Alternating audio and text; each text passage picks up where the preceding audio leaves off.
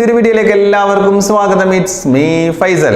മക്കളെ, അപ്പോൾ KTET LP UP പരീക്ഷകളൊക്കെ നിങ്ങൾ തൊട്ട് മുമ്പിൽ വന്നിരിക്കുകയാണല്ലേ. അപ്പോൾ പരീക്ഷയ്ക്ക് മുമ്പ് മലയാളത്തിൽ നിങ്ങൾ പഠിച്ചിരിക്കേണ്ട 5 ഇമ്പോർട്ടൻറ്റ് ടോപ്പിക്കുകളുമായിട്ടാണ് ഇന്ന് ഞാൻ വന്നിട്ടുള്ളത്.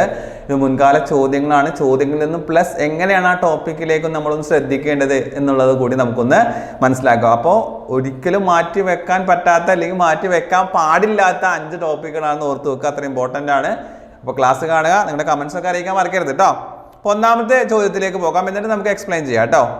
ഒരുവളുടെ എന്ന പദം പിരിച്ചെഴുതുന്ന വിധം, ഒരുവളുടെ എന്ന പദം പിരിച്ചെഴുതുന്ന വിധമാണ് ആദ്യം ചോദിച്ചിട്ടുള്ളത്. അപ്പോൾ ഇവിടെ ഓപ്ഷൻ കൊടുത്തിട്ടുണ്ട്. അപ്പോൾ നിങ്ങളൊന്ന് ആൻസർ ചെയ്ത് നോക്കുക. ഫസ്റ്റ് നിങ്ങൾ ഒന്ന് ആൻസർ ചെയ്ത് നോക്കാൻ കിട്ടുന്നുണ്ടോ എന്ന്. ഒരു അധികം അവൾ അധികം ഉടെ, ഒരു അധികം അൾ അധികം ഉടെ, ഒരു അധികം അൾ അധികം ഡേ, ഒരുവൾ അധികം ഡേ.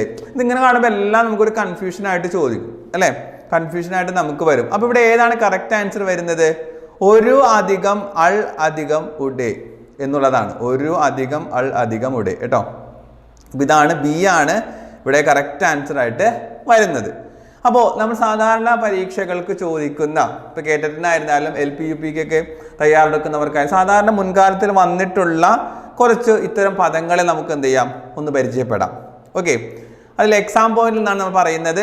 അതിനകത്ത് ഒന്നാമത്തെ തന്നെ അവൻ എന്ന് പറയുന്നത്. ഇത് പലപ്പോഴും പരീക്ഷയ്ക്ക് ചോദിച്ചിട്ടുള്ളതാണ്, നമുക്ക് കൺഫ്യൂഷൻ ഉള്ളതാണ്. എങ്ങനെയാണ് അവൻ പിരിച്ചെഴുതുമ്പോൾ വരുന്നത്? ആ അധികം അൻ ഉണ്ടാ, ആ അധികം അൻ. അപ്പോൾ ഓപ്ഷനിൽ ചിലപ്പോൾ ഇങ്ങനെ കൊടുക്കും, അവ അധികം ഇൻ ഇതൊക്കെ കൊടുക്കും, അല്ലെങ്കിൽ അവ അധികം അൻ എന്നൊക്കെ കൊടുക്കും. അപ്പം നമുക്ക് ഭയങ്കര കൺഫ്യൂഷൻ വരും. അപ്പോൾ ഓർത്ത് വെക്കുക, ആ അധികം അൻ ആണ് എന്ത്, അവൻ എന്ന് പറയുന്നത്. അതുപോലെ വേറൊരെണ്ണമാണ് അവൾ എന്ന് പറയുന്നത്. അവൾ എങ്ങനെ പിരിച്ചെഴുതും? ആ അധികം അൾ, ആ അധികം അൾ.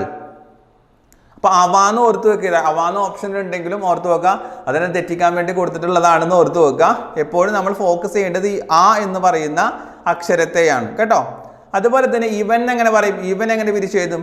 ഈ അധികം അൻ എന്നുള്ളതാണ് ഇവൻ എന്ന് പറയുന്നത്. അപ്പൊ ഇവളാണെങ്കിലോ, ഇവളാണെങ്കിൽ പറയും ഈ അധികം അൾ, അതാണ് ഇവൾ എന്ന് പറയുന്നത്. അപ്പോൾ ഇത് സാധാരണ പരീക്ഷകൾക്ക് നേരത്തെ ചോദിച്ചിട്ടുള്ള സംഭവമാണ്. ഇനി നിങ്ങൾ, ഇതും പരീക്ഷയ്ക്ക് വന്നിട്ടുള്ളതാണ്, തെറ്റാൻ സാധ്യത ഉള്ളതാണെന്നുകൊണ്ട് ഓർത്ത് വെക്കുക. നിങ്ങൾ പിരിച്ചെഴുതി കഴിഞ്ഞാൽ എങ്ങനെ വരാ? നീ അധികം കൾ, നീ അധികം കൾ എന്നുള്ളതാണ് നിങ്ങൾ എന്ന് വരുന്നത്. ക്ലിയർ ആയല്ലോ? ദെൻ കണ്ടു, ഇതും പരീക്ഷയ്ക്ക് ചോദിച്ചിട്ടുള്ളതാണ്, വളരെ ഇമ്പോർട്ടൻ്റ് ആണ്. പരീക്ഷയ്ക്ക് പ്രീവിയസ് ആയിട്ട് ചോദിച്ചിട്ടുള്ള സംഭവങ്ങളാണ് പറയുന്നത് കേട്ടോ. കണ്ടു, ഇത് തെറ്റാൻ സാധ്യതയുണ്ട്. ഓപ്ഷനിൽ ഇങ്ങനെ കാണുമ്പോൾ തന്നെ നമ്മളെ തെറ്റിക്കുന്ന പല ഓപ്ഷനും കൊടുക്കും അല്ലേ. ചിലപ്പോൾ കൺ അധികം ടു എന്നൊക്കെ പറഞ്ഞ് കൊടുക്കും. അപ്പോൾ നമുക്ക് നമ്മൾ ആ പ്രൊണൗൺസിയേഷൻ വെച്ചുകൊണ്ട് ചിലപ്പോൾ അതിനകത്തേക്ക് പോകാൻ സാധ്യതയുണ്ട്. മക്കളെ കരുതിയിരിക്കുക, ഇതൊക്കെ എന്നെ തെറ്റിക്കാൻ വേണ്ടി കൊടുക്കുക എന്നുള്ളത് ഓർത്ത് വെക്കുക. ഒരിക്കലും ഈസി ആയിട്ട് കൊടുക്കാൻ ശ്രമിക്കില്ല. അപ്പോൾ അതുകൊണ്ട് ഒരു ചോദ്യം കാണുമ്പോൾ 2-3 പ്രാവശ്യം നമ്മളൊന്ന് ചിന്തിക്കേണ്ടതുണ്ട്. അപ്പോൾ കണ്ടു എന്നുള്ളതിൻ്റെ പിരിച്ചെഴുത്ത് എങ്ങനെയാണ്? കൺ അധികം തു കേട്ടോ. കൺ അധികം തു എന്നുള്ളതാണ് കണ്ടു വരുന്നത്. പിന്നെയോ അക്കാലം, അക്കാലം നേരത്തെ ചോദിച്ചിട്ടുള്ളതാണ്. അക്കാലം, ആ അധികം കാലം. ഓർത്ത് വെക്കുക, ആ അധികം കാലമാണ് അക്കാലം. ആ പരീക്ഷയിൽ വരുന്നൊരു ഓപ്ഷനാണ് ആ അധികം കാലം എന്ന് കൊടുക്കും. ഓക്കെ, അപ്പോൾ അതൊക്കെ പ്രത്യേകം നിങ്ങൾ ശ്രദ്ധിക്കുക കേട്ടോ. ആ അധികം കാലമാണ് അക്കാലം എന്ന് പറയുന്നത്. ഇനി മലയാളം, മലയാള ഭാഷയാണല്ലോ നമ്മൾ പഠിക്കുന്നത്. അപ്പൊ എങ്ങനെയാ മലയാളത്തെ പിരിച്ച് ചെയ്താ? മല പ്ലസ് ആളം, പ്ലസ് മീൻസ് അധികം കേട്ടോ. മല അധികം ആളം, അതാണ് മലയാളം. മല അധികം ആളം എന്നുള്ളതാണ് മലയാളം എന്ന് വരുന്നത്. പിന്നെ അടുത്ത വരുന്ന ഒരു പിരിച്ചെഴുത്താണ് നന്മ. ഇത് നേരത്തെ വന്നിട്ടുള്ളതാണ് നന്മ. എങ്ങനെ നന്മയെ പിരിച്ചെഴുതുന്ന? നൽ അധികം മ, നൽ അധികം മ. ഈ അധികം എന്ന് പറയുന്നത് ഇതിനെ കേട്ടോ, ഈ സംഭവത്തെ നമ്മൾ അധികം എന്ന് പറയുന്നത്. ചിലപ്പോൾ പ്ലസ് എന്ന് കയറി വരും, ക്ഷമിക്കാം. ഇവിടം, ഇവിടത്തെ എങ്ങനെ പിരിച്ചെഴുതും? ഈ അധികം ഇടം, ഈ അധികം ഇടമാണ് ഇവിടം എന്ന് പറയുന്നത്. ദെൻ കടങ്കഥ, കടങ്കഥ എങ്ങനെ പിരിച്ചെഴുതും? ഇത് പ്രീവിയസ് ആയിട്ട് ചോദിച്ചിട്ടുള്ള സംഭവങ്ങൾ തന്നെയാണ്. ഇതൊക്കെ അങ്ങനെ തന്നെയാണ്, പ്രീവിയസ് ആയിട്ട് വന്നിട്ടുള്ളതാണ്. കടങ്കഥ, കടം അധികം കഥ, കടം അധികം കഥയാണ് കടങ്കഥ എന്ന് പറയുന്നത്. പിന്നെയോ പൂമ്പൊടി, പൂമ്പൊടി എങ്ങനെ പിരിച്ചെഴുതും? പൂ പ്ലസ് പൊടി, പൂ പ്ലസ് പൊടി. ചിലപ്പോൾ പൂവ് എന്നൊക്കെ ഓപ്ഷനിൽ കൊടുക്കും കേട്ടോ മക്കളെ, പൂവ് എന്നൊക്കെ കൊടുക്കും. അപ്പം നമുക്ക് ഒരു കൺഫ്യൂഷൻ വരും. എങ്ങനെയാണ് പൂമ്പൊടി പറയുന്നത്? പൂ അധികം പൊടിയാണ് പൂമ്പൊടി വരുന്നത്. പിന്നെ പരീക്ഷയ്ക്ക് PSCകൾക്ക് സാധാരണ ചോദിച്ചിട്ടുള്ളവരാണ് വിണ്ടലം, വിണ്ടലത്തെ എങ്ങനെ ചെയ്ത വിൺ അധികം തലം, വിൺ അധികം തലമാണ് വിണ്ടലം എന്ന് പറയുന്നത്. ഓക്കെ അല്ലേ? അപ്പൊ പ്രധാനപ്പെട്ട പരീക്ഷകൾക്ക് വന്നിട്ടുള്ള കുറച്ച് പിരിച്ചെഴുത്തുകളാണ് നമ്മൾ ഡിസ്കസ് ചെയ്തിട്ടുള്ളത്. ഇത് നിർബന്ധമായിട്ട് നിങ്ങൾ എന്ത് ചെയ്യുക, പഠിച്ചു വെക്കുക. അടുത്ത ചോദ്യത്തിലേക്ക് പോകാം. അവസാനിപ്പിക്കുക എന്ന ആശയം വരുന്ന മലയാള ശൈലി, അവസാനിപ്പിക്കുക എന്ന് വരുന്ന മലയാള ശൈലി ഏതാണ്? ഓപ്ഷൻ കൊടുത്തിട്ടുണ്ട്. ഭരതവാക്യം പാടുക, തെക്കോട്ട് പോവുക, നെല്ലിപ്പടിക കാണുക, ദീപാവലി കുളിക്കുക. ഏതാണ് അവസാനിപ്പിക്കുക? കറക്റ്റ് ആൻസർ വരുന്നത് എ ആണ്, ഭരതവാക്യം പാടുക. ഭരതവാക്യം പാടുക എന്ന് പറഞ്ഞാൽ അവസാനിപ്പിക്കുക എന്നുള്ള അർത്ഥം. അതുപോലെ ധനാശി പാടുക, നിങ്ങൾ കേട്ടിട്ടുണ്ടാവും, ധനാശി പാടുക. ഓക്കെ, അവസാനിപ്പിക്കുക എന്നുള്ള അർത്ഥത്തിലാണ് പറയുന്നത്. തെക്കോട്ട് പോവുക എന്ന് പറഞ്ഞാൽ തെക്കോട്ട് എടുക്കുക എന്ന് കേട്ടിട്ടില്ലേ? മരിക്കുക അല്ലേ? തെക്കോട്ട് പോവുക എന്ന് പറഞ്ഞാൽ മരിക്കുക എന്നുള്ളതാണ്. നെല്ലിപ്പടിക കാണുക, നെല്ലിപ്പടിക കേട്ടിട്ടില്ലേ? കിണർ കുഴിച്ച് കഴിഞ്ഞിട്ട് നമ്മൾ കാണുന്ന അവസാനത്തെ പടിക നെല്ലിപ്പടിക എന്താണ്? അപ്പൊ എന്താണ്? അവസാനം കാണുക എന്നുള്ളതാണ് നെല്ലിപ്പടിക വരുന്നത് കേട്ടോ, അവസാനം.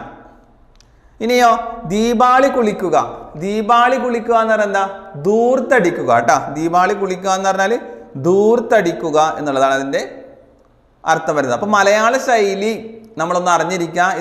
ഇതൊക്കെ പലപ്പോഴും പരീക്ഷകൾക്ക് പല രൂപത്തിലും ചോദിച്ചിട്ടുള്ളതാണ്, അതൊന്ന് മനസ്സിലാക്കി വെക്കുക. അപ്പൊ ശൈലി എന്നുള്ള ഭാഗവും വളരെ ഇമ്പോർട്ടൻ്റ് ആണ്.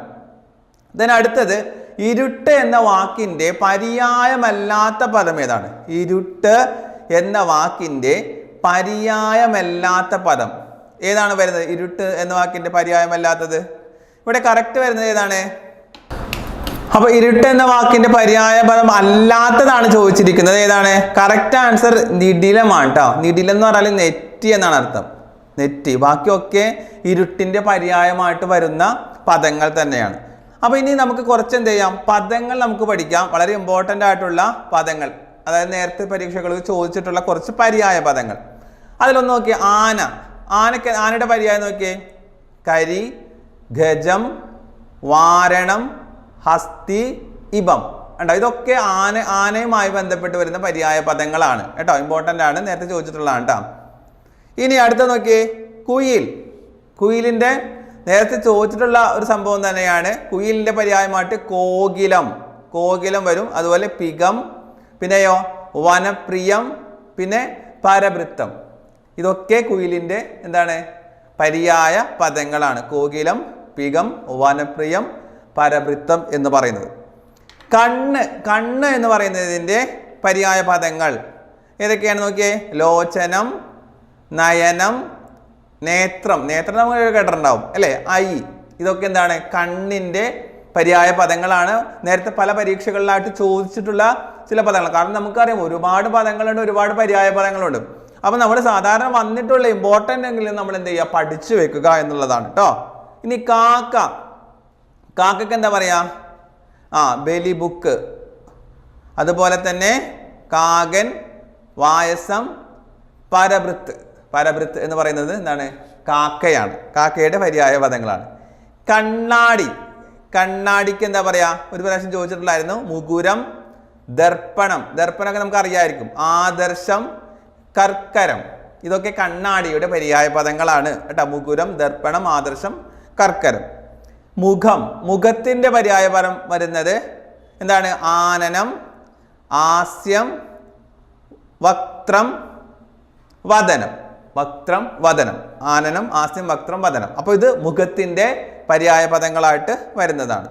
സോ ഇത് നേരത്തെ പരീക്ഷകൾക്ക് ചോദിച്ചതായിട്ടുള്ളതായതുകൊണ്ട് ഇതെങ്കിലും എന്ത് ചെയ്യുക, നിങ്ങളൊന്ന് പഠിച്ചു വെക്കുക. ഇത് മാത്രം പഠിച്ചു പോകണം എന്നല്ല പറഞ്ഞത്, നേരത്തെ ചോദിച്ചിട്ടുള്ളതാണ്. അപ്പോൾ നമുക്ക് വളരെ പ്രധാനപ്പെട്ട സംഭവമായിക്കൊണ്ട് നമുക്കൊന്ന് മനസ്സിലാക്കുകയും അങ്ങനെ പഠിക്കുകയും ചെയ്യണം എന്നാണ് പറഞ്ഞത്. ഓക്കെ, ദെൻ അടുത്ത ചോദ്യം നോക്കിയേ, വെള്ളായി അപ്പൻ ഏത് കൃതിയിലെ കഥാപാത്രമാണ്? വെള്ളായി അപ്പൻ. കടലരികത്ത്, കടൽ തീരത്ത്, കടൽ കാറ്റ്, കടൽ കാക്കകൾ. ഏതാണ് വെള്ളായി അപ്പൻ? അപ്പൊ കഥാപാത്രം, കൃതി, ഇതും പരീക്ഷകൾക്ക് വരുന്ന ഒരു മെത്തേഡാണ് എന്ന് നമുക്കറിയാം അല്ലേ? നമ്മൾ പഠിച്ചു വെച്ചിട്ടുണ്ട് കഥാപാത്രം അല്ലെങ്കിൽ കൃതി എന്ന് പറയുന്നത്. അപ്പോൾ ഇവിടെ ഏതാണ്? വെള്ളായി അപ്പൻ എന്ന് പറയുന്നത് കടൽ തീരത്ത് എന്ന് പറയുന്ന കൃതിയിലെ കഥാപാത്രമാണ്. കടൽ തീരത്ത്. അത് ആരുടേതാണ്? OV വിജയൻ.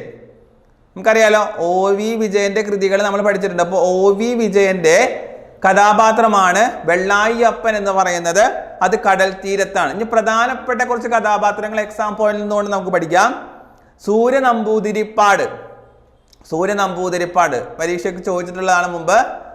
ഏതാണ്? ഇന്ദുലേഖ എന്ന് പറയുന്ന കൃതിയിലുള്ളതാണ് സൂര്യ നമ്പൂതിരിപ്പാട്. ആരുടേതാണ്? ഒ ചന്തുമേനോന്റെ. അറിയാലോ നമുക്ക്, ഒ ചന്തുമേനോന്റെ ഇന്ദുലേഖ. സൂര്യ നമ്പൂതിരിപ്പാട് എന്ന് പറയുന്നത് ഇദ്ദേഹത്തിന്റെ കൃതിയിൽ വരുന്നതാണ്. അതേപോലെ അപ്പുണ്ണി, കോന്തുണ്ണി എന്ന് പറയുന്ന കഥാപാത്രങ്ങൾ. അപ്പുണ്ണി, കോന്തുണ്ണി, നാലുകെട്ട് ആരുടേതാണ്? ഇതറിയാലോ, സൂര്യ നമ്പൂതിരിപ്പാട്, ഇന്ദുലേഖ, ഒ ചന്തുമേനോൻ കേട്ടോ, ഒ ചന്തുമേനോൻ. ദെൻ നാലുകെട്ട് വരുന്ന ആരുടേതാണ്? നാലുകെട്ട് നമുക്കറിയാം. നാലുകെട്ട് എം ടി വാസുദേവൻ നായരുടെ നാലുകെട്ട് എന്ന് പറയുന്ന കൃതിയിലെ കഥാപാത്രങ്ങളാണ് അപ്പുണ്ണി, കോന്തുണ്ണി എന്ന് പറയുന്നത്. കോക്കാഞ്ചിറ മറിയം ആലാഹയുടെ പെൺമക്കൾ എന്ന് പറയുന്ന കൃതി ആരുടേതാണ്? ആലാഹയുടെ പെൺമക്കൾ, സാറാ ജോസഫിന്റെ കൃതിയായ ആലാഹയുടെ പെൺമക്കളിലെ വളരെ പ്രധാനപ്പെട്ട ഒരു കഥാപാത്രമാണ് കോക്കാഞ്ചിറ മറിയം. ഇത് നേരത്തെ പരീക്ഷയ്ക്ക് ചോദിച്ചിട്ടുള്ളതാണ്. വിമല, മുമ്പ് പരീക്ഷയ്ക്ക് വന്നിട്ടുള്ള ഒരു കഥാപാത്രമാണ് വിമല. അത് ആരുടേതാണ്? മഞ്ഞ് എന്ന കൃതിയിൽ, എം ടി വാസുദേവൻ നായരുടെ മഞ്ഞ് എന്ന് പറയുന്ന കൃതിയിലെ ഒരു കഥാപാത്രമാണ് വിമല. ഇനി പപ്പു, നേരത്തെ പരീക്ഷയ്ക്ക് ചോദിച്ചിട്ടുള്ള ഒരു കഥാപാത്രമാണ് പപ്പു. ഓടയിൽ നിന്ന് ആരുടേതാണ്? ഓടയിൽ നിന്ന് പി കേശവദേവിന്റെ കൃതികൾ നിങ്ങൾ പഠിച്ചിട്ടുണ്ടാവല്ലോ. പഠിക്കാത്തവർ നമ്മുടെ ഹെഡ് സ്പാർക്ക് ലേണിംഗിൽ ഒരു കഥ കിടക്കുന്നുണ്ട്. നിങ്ങൾക്ക് കൃതികളൊന്നും പഠിക്കണ്ട. ഹെഡ് സ്പാർക്ക് ലേണിംഗ് പോയിട്ട് ഒരു ക്രൈം ത്രില്ലർ കഥ നിങ്ങൾ എന്ത് ചെയ്യുക, ഒരു ത്രില്ലർ കഥ നിങ്ങൾ പോയി കേൾക്കുക. ആ കഥ കേട്ട് കഴിയുമ്പോൾ ഇദ്ദേഹത്തിൻ്റെ കൃതികളൊക്കെ നമുക്ക് താനെ ഓർമ്മ വരും കേട്ടോ. അപ്പോൾ കാണാത്തവരുണ്ടെങ്കിൽ ഹെഡ് സ്പാർക്ക് ലേണിംഗ് എന്ന് പറയുന്ന ചാനൽ സെർച്ച് ചെയ്യാം, അതിനകത്ത് പോയി കാണാം. ഇനി അള്ളാപ്പിച്ച മൊല്ലാക്ക, ഖസാക്കിന്റെ ഇതിഹാസത്തിലെ കഥാപാത്രമാണ്. അതും ഒ വി വിജയൻ്റെതാണ് കേട്ടോ. ഒ വി വിജയന്റെ കൃതിയായ ഖസാക്കിന്റെ ഇതിഹാസത്തിലെ കഥാപാത്രമാണ് അള്ളാപ്പിച്ച മൊല്ലാക്ക എന്ന് പറയുന്നത്. മണ്ടൻ മൂത്താപ്പ നേരത്തെ ചോദിച്ചിട്ടുള്ളതാണ്. മുച്ചീട്ട് കളിക്കാരന്റെ മകൾ, ബഷീറിന്റെ മുച്ചീട്ട് കളിക്കാരന്റെ മകൾ എന്ന കൃതിയിലെ കഥാപാത്രമാണ്. അതുപോലെ തന്നെ വട്ടനടിമ, നമ്മൾ കേട്ടിട്ടുണ്ടോ? വട്ടനടിമ ബഷീറിന്റെ കഥാപാത്രമായിട്ട് വരും. പാത്തുമ്മയുടെ ആടല് കേട്ടിട്ടില്ലേ? ആ കഥാപാത്രങ്ങൾ, കുഞ്ഞിത്താച്ചുമ്മ. ഓക്കെ, അപ്പൊ ഇതൊക്കെ ഇദ്ദേഹത്തിന്റെ കഥാപാത്രങ്ങളായിട്ട് വരുന്നതാണ്. മണ്ടൻ മൂത്താപ്പ, അതുപോലെ എന്താണ് മണ്ടൻ മൂത്താപ്പ, പൊൻകുരിശു തോമ, ഇതൊക്കെ ബഷീറിന്റെ കഥാപാത്രങ്ങളായിട്ട് നമ്മൾ പഠിച്ചു വെക്കേണ്ടതാണ്. അതിൽ മണ്ടൻ മൂത്താപ്പ നേരത്തെ പരീക്ഷകൾക്ക് ചോദിച്ചിട്ടുള്ള ഒരു കഥാപാത്രമാണ്. മുച്ചീട്ട് കളിക്കാരന്റെ മകൾ എന്ന് പറയുന്ന കൃതിയിലെ കഥാപാത്രമാണ്. പ്രധാനമായിട്ടുള്ള എക്സാം പോയിന്റിൽ വന്നിട്ടുള്ള കുറച്ച് കഥാപാത്രങ്ങളാണ് നമ്മൾ ഇതിലൂടെ പഠിച്ചു വെച്ചിട്ടുള്ളത്. അപ്പൊ അതൊന്ന് ഓർത്തു വെക്കാം കേട്ടോ. അടുത്ത ചോദ്യം, ആദ്യത്തെ ജ്ഞാനപീഠ പുരസ്കാരം നേടിയ കൃതി ഏതാണ്? ആദ്യത്തെ ജ്ഞാനപീഠ പുരസ്കാരം നേടിയ കൃതി. പുരസ്കാരങ്ങൾ നിങ്ങൾ എപ്പോഴും പഠിച്ചു വെക്കുക കേട്ടോ. പുരസ്കാരങ്ങളിലെ ക്ലാസ്സുകൾ നമ്മുടെ ചാനലിൽ കിടക്കുന്നുണ്ട്. ഏതാണ്? ആദ്യമായിട്ട് നമുക്കറിയാം, സംശയമൊന്നുമില്ല, ഓടക്കുഴലാണ് അല്ലെ. ജി ശങ്കരക്കുറുപ്പിന്റെ ഓടക്കുഴലിനാണ് ആദ്യമായി ജ്ഞാനപീഠ പുരസ്കാരം ലഭിച്ചിട്ടുള്ളത്. അപ്പൊ എത്ര ആളുകൾക്ക് ജ്ഞാനപീഠ പുരസ്കാരം ലഭിച്ചിട്ടുണ്ട് മലയാളികൾക്ക്? നമുക്ക് നോക്കാം. ഒന്ന്, ആദ്യമായി ലഭിച്ചത് ജി ശങ്കരക്കുറുപ്പാണ്. ആദ്യമായി ജ്ഞാനപീഠം കൊടുത്തു തുടങ്ങിയതും ആദ്യമായി ജ്ഞാനപീഠം കിട്ടിയതും ജി ശങ്കരക്കുറുപ്പിനാണ്. മലയാളിക്കാണ്, അഭിമാനിക്കാം. ഏതാണ് കൃതി? ഓടക്കുഴൽ എന്ന് പറയുന്ന കൃതിയാണ്. 1965 അദ്ദേഹത്തിന് ലഭിച്ചത്. രണ്ടാമത്തെ മലയാളികളെ മാത്രമാണ് പറയുന്നത് കേട്ടോ. SK പൊറ്റക്കാടാണ്. 1980 ഒരു ദേശത്തിന്റെ കഥ എന്ന് പറയുന്ന കൃതിക്കാണ് SK പൊറ്റക്കാടിന് എന്ത് ചെയ്തിട്ടുള്ളത്? ജ്ഞാനപീഠ പുരസ്കാരം ലഭിച്ചിട്ടുള്ളത്. ദെൻ മൂന്നാമത് തകഴി ശിവശങ്കര പിള്ള 1984 അപ്പൊ തകഴിക്കാണ് മൂന്നാമത് കിട്ടിയ മലയാളി എന്ന് പറയുന്നത്. അത് കൃതിക്കല്ല. അപ്പൊ ഇത് രണ്ടും കൃതിയാണ്. ഒന്നും രണ്ടും ഓർത്തു വെക്കുക. ഒന്നാമത്തെ മലയാളി, രണ്ടാമത്തെ മലയാളി കൃതിക്കാണ് കൊടുത്തിട്ടുള്ളത്. ആദ്യത്തെ ഓടക്കുഴൽ, രണ്ടാമത്തെ ഒരു ദേശത്തിന്റെ കഥ. പക്ഷേ മൂന്നാമത് കിട്ടിയ തകഴി ശിവശങ്കര പിള്ളയ്ക്ക് ലഭിച്ചിട്ടുള്ള കൃതിയുടെ അടിസ്ഥാനത്തിലല്ല, അവിടെ മുതൽ സമഗ്ര സംഭാവനയാണ്. സാഹിത്യത്തിന് അവർ നൽകിയിട്ടുള്ള സമഗ്ര സംഭാവന പരിഗണിച്ചുകൊണ്ടാണ് ജ്ഞാനപീഠ പുരസ്കാരം പിന്നീട് നൽകി വന്നത്. അത് തകഴിക്ക് അങ്ങനെ തന്നെ. 1984 നാലാമത്തത് MT വാസുദേവൻ നായർ 1995 അദ്ദേഹത്തിന് സമഗ്ര സംഭാവനയ്ക്കാണ് ജ്ഞാനപീഠ പുരസ്കാരം ലഭിച്ചിട്ടുള്ളത്. അഞ്ചാമത്തെ ആൾ ONV കുറുപ്പ് 2007. ONV കുറുപ്പിനും 2007 അതും സമഗ്ര സംഭാവനയ്ക്കാണ്. ദെൻ അവസാനമായി കിട്ടിയ മലയാളി എന്ന് പറയുന്നത് അക്കിത്തമാണ്. 2019 അദ്ദേഹത്തിന് ജ്ഞാനപീഠ പുരസ്കാരം ലഭിച്ചിട്ടുള്ളത്. അതും സമഗ്ര സംഭാവനയ്ക്കാണ് ലഭിച്ചിട്ടുള്ളത്. ഓക്കെ, അപ്പൊ 6 മലയാളികൾക്കാണ് എന്ത് ലഭിച്ചിട്ടുള്ളത്? ജ്ഞാനപീഠ പുരസ്കാരം ലഭിച്ചിട്ടുള്ളത് എന്ന് ഓർത്തു വെക്കുക. അത് ഏത് കൃതി എന്നുള്ളത് ഈ 2 കൃതികളും നമ്മൾ ഓർത്തു വെക്കുക. ആദ്യത്തെ 2 പേർക്കും അവരുടെ കൃതിക്കാണ് ജ്ഞാനപീഠ പുരസ്കാരം ലഭിച്ചിട്ടുള്ളത് എങ്കിൽ ബാക്കിയുള്ളവർക്ക് ആ ഒരു കാലം കഴിഞ്ഞിട്ട് വന്നിട്ടുള്ളവർക്ക് എന്താണ്? സമഗ്ര സംഭാവന നോക്കിക്കൊണ്ടാണ് അവർക്ക് ജ്ഞാനപീഠ പുരസ്കാരം ലഭിച്ചിട്ടുള്ളത്. ക്ലിയർ ആയല്ലോ? ഓക്കെ, അപ്പൊ പ്രധാനപ്പെട്ട മലയാളം കേട്ടിട്ടാകട്ടെ LP UP ആകട്ടെ അവർക്ക് ഉപകാരപ്പെടുന്ന 5 ടോപ്പിക്കുകളാണ് നമ്മൾ ചെയ്തിട്ടുള്ളത്. അപ്പോൾ ക്ലാസ് കൃത്യമായിട്ട് വാച്ച് ചെയ്യുക. ക്ലാസ് നിങ്ങൾക്ക് യൂസ്ഫുൾ ആകുന്നുണ്ടോ ഉണ്ടെങ്കിൽ കമന്റ് ചെയ്യാൻ മറക്കരുത്, ലൈക്ക് ചെയ്യാൻ മറക്കരുത്. നമുക്ക് അടുത്ത വീഡിയോ ആയിട്ട് കാണാം. അതുവരെ എല്ലാവർക്കും ബൈ ബൈ.